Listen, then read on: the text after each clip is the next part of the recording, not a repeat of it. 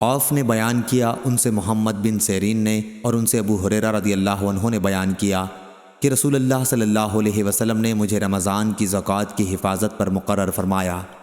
رات میں ایک شخص اچانک میرے پاس آیا اور غلے میں سے لب بھر بھر کر اٹھانے لگا۔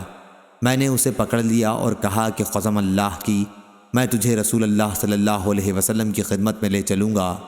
اس پر اس نے کہا کہ اللہ کی قسم، میں بہت محتاج ہوں، میرے بال بچے ہیں اور میں سخت ضرورت مند ہوں۔ حضرت ابو ہریرہ رضی اللہ عنہ نے کہا، اس کے اظہار معذرت پر میں نے اسے چھوڑ دیا۔ صبح ہوئی تو رسول کریم صلی اللہ علیہ وسلم نے مجھ سے پوچھا، اے ابو ہریرہ، گزشتہ رات تمہارے قیدی نے کہا کیا تھا؟ میں نے کہا، یا رسول اللہ، اس نے سخت ضرورت اور بال بچوں کا رونا رویا، اس لیے مجھے اس پر رحم آ گیا اور میں نے اسے چھوڑ دیا۔ آپ صلی اللہ علیہ وسلم نے فرمایا کہ وہ تم سے جھوٹ بول کر گیا ہے، ابھی وہ پھر آئے گا۔ رسول کریم صلی اللہ علیہ وسلم کے اس فرمانے کی وجہ سے مجھ کو یقین تھا کہ وہ پھر ضرور آئے گا، اس لیے میں اس کی طاق میں لگا رہا، اور جب وہ دوسری رات آ کے پھر غلہ اٹھانے لگا تو میں نے اسے پھر پکڑا اور کہا کہ تجھے رسول کریم صلی اللہ علیہ وسلم کی خدمت میں حاضر کروں گا، لیکن اب بھی اس کی التجا وہی تھی کہ مجھے چھوڑ دے، میں محتاج ہوں، بال بچوں کا بوجھ میرے سر پر ہے، اب میں کبھی نہیں آؤں گا۔ مجھے رحم آ گیا اور میں نے اسے پھر چھوڑ دیا۔ صبح ہوئی تو رسول کریم صلی اللہ علیہ وسلم نے فرمایا، اے ابو ہریرہ، تمہارے قیدی نے کیا کہا؟ میں نے کہا، یا رسول اللہ صلی اللہ علیہ وسلم، اس نے پھر اسی سخت ضرورت اور بال بچوں کا رونا رویا جس پر مجھے رحم آ گیا، اس لیے میں نے اسے چھوڑ دیا۔ آپ صلی اللہ علیہ وسلم نے اس مرتبہ بھی یہی فرمایا کہ وہ تم سے جھوٹ بول کر گیا ہے اور وہ پھر آئے گا۔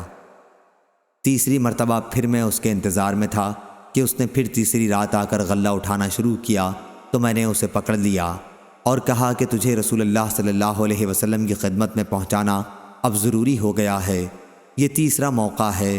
ہر مرتبہ تم یقین دلاتے رہے کہ پھر نہیں آؤ گے، لیکن تم باز نہیں آئے۔ اس نے کہا کہ اس مرتبہ مجھے چھوڑ دے تو میں تمہیں ایسے چند کلمات سکھا دوں گا جس سے اللہ تعالیٰ تمہیں فائدہ پہنچائے گا۔ میں نے پوچھا، وہ کلمات کیا ہیں؟ اس نے کہا، جب تم اپنے بستر پر لیٹنے لگو تو آیت الکرسی، اللہ لا الہ الا هو الحی القیوم پوری پڑھ لیا کرو۔ ایک نگران فرشتہ اللہ تعالیٰ کی طرف سے برابر تمہاری حفاظت کرتا رہے گا اور صبح تک شیطان تمہارے پاس بھی نہیں آ سکے گا۔ اس مرتبہ بھی پھر میں نے اسے چھوڑ دیا۔ صبح ہوئی تو رسول کریم صلی اللہ علیہ وسلم نے دریافت فرمایا، گزشتہ رات تمہارے قیدی نے تم سے کیا معاملہ کیا؟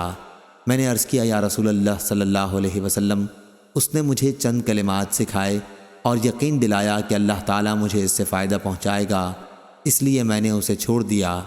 آپ نے دریافت کیا کہ وہ کلمات کیا ہیں؟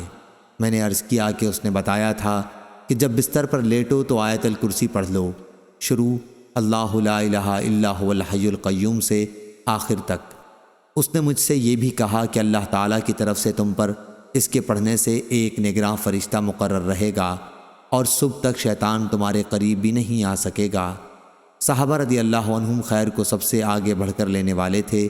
نبی کریم صلی اللہ علیہ وسلم نے ان کی یہ بات سن کر فرمایا کہ اگرچہ وہ جھوٹا تھا لیکن تم سے یہ بات سچ کہہ گیا ہے۔ اے ابو ہریرہ، تم کو یہ بھی معلوم ہے کہ 3 راتوں سے تمہارا معاملہ کس سے تھا؟ انہوں نے کہا کہ نہیں۔ حضرت صلی اللہ علیہ وسلم نے فرمایا کہ وہ شیطان تھا۔ صحیح بخاری حدیث نمبر 2311۔